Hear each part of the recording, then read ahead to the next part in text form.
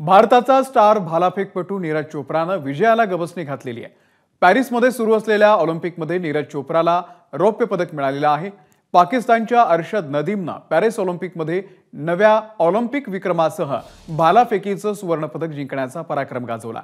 पण भारताच्या नीरज चोप्राला कारकिर्दीमधली सर्वोत्तम कामगिरी बजावून देखील रौप्य पदकावरती समाधान मानावं लागलं। अरशद नदीमनं दुसऱ्या प्रयत्नामध्ये 92.97 मीटर्सवरती तर नीरज चोप्रानं दुसऱ्या प्रयत्नात 89.45 मीटर्सवरती भालाफेक केली। हीच कामगिरी अरशदला सुवर्ण आणि नीरजला रौप्य पदक मिळवून देणारी ठरली। पॅरिस ऑलिम्पिकमध्ये भारताच्या खात्यामध्ये आता 1 रौप्य आणि 4 कांस्य अशी 5 पदकं जमा झालेली आहेत।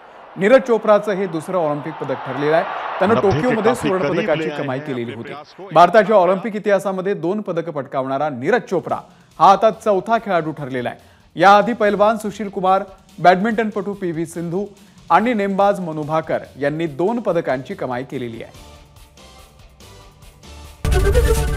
एबीपी माझा, उघडा डोळे बघा नीट।